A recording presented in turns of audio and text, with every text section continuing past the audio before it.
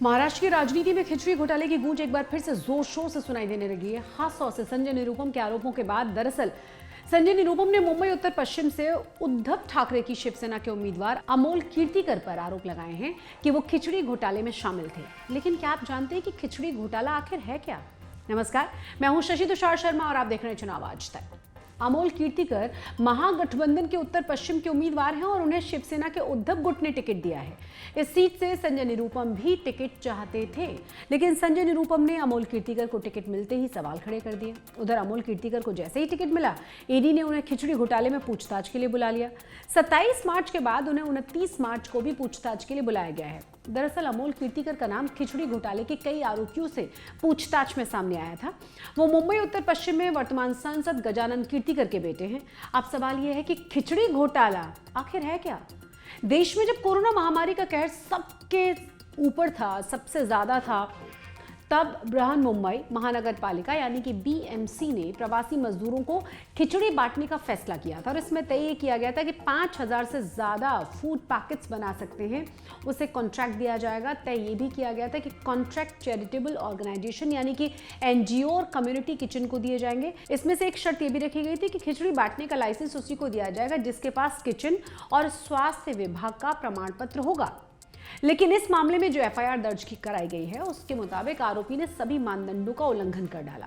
FIR में कहा गया है कि वैष्णवी किचन, सहाद्री रिफ्रेशमेंट और सुनील उर्फ बाला कदम को ठेका दे दिया गया, लेकिन उनके पास 5000 से ज्यादा लोगों के लिए खिचड़ी बनाने के लिए रसोई उपलब्ध थी ही नहीं। पुलिस जांच में यह भी पता चला है कि समझौते के तहत ठेकेदार को 300 ग्राम वजन के पैकेट्स को तैयार करना था, लेकिन आरोपी ने 100 ग्राम से 200 ग्राम वेट वाले खाद्य पार्सल सौंपे।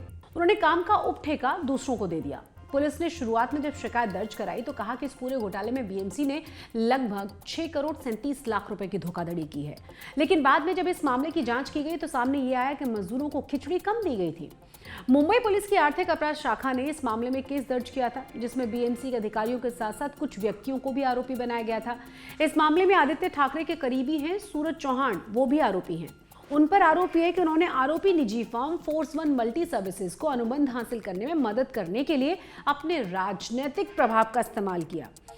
ऐसा इस तथ्य के बावजूद किया गया कि फोर्स वन मल्टी सर्विसेज खिचड़ी उपलब्ध कराने के मानदंडों में फिट नहीं बैठती, क्योंकि उसके पास खाद्य लाइसेंस नहीं है और इसीलिए फर्म ने इसे एक अन्य फर्म स्नेहा केटरर्स को उपठेका दे दिया।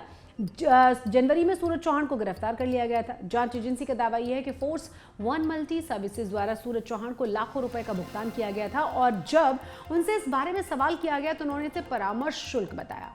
बीजेपी के पूर्व सांसद किरीट सोमैया, उनके आरोपों के बाद इस घोटाले की जांच शुरू की गई थी। बहरहाल इस वक्त खिचड़ी घोटाले के केंद्र में है अमोल के पिता हैं गजानन कीर्तिकर, 2 बार नॉर्थ वेस्ट मुंबई से सांसद रहे हैं। वो शिंदे गुट के समर्थन में हैं। उन्होंने नवंबर 2022 में शिंदे गुट की शिवसेना ज्वाइन कर ली थी। ऐसे में कयास ये लगाया जा रहा है कि पिता पुत्र लोकसभा चुनाव में एक दूसरे के खिलाफ मैदान में होंगे, लेकिन गजानन कीर्तिकर ने यह कहकर कयासों पर विराम लगा दिया है कि अपने बेटे के खिलाफ चुनाव लड़ने से बचेंगे वो और सीट किसी और के लिए छोड़ देंगे। इसी बीच अमोल कीर्तिकर को 8 अप्रैल को ईडी ने पूछताछ के लिए बुलाया है और अब मुमकिन बताया जा रहा है कि उन्हें गिरफ्तार कर लिया जाए। चुनाव आज तक में आज के लिए बस इतना ही, लेकिन आपने अभी तक अगर इस चैनल को सब्सक्राइब नहीं किया तो सब्सक्राइब जरूर कर दें।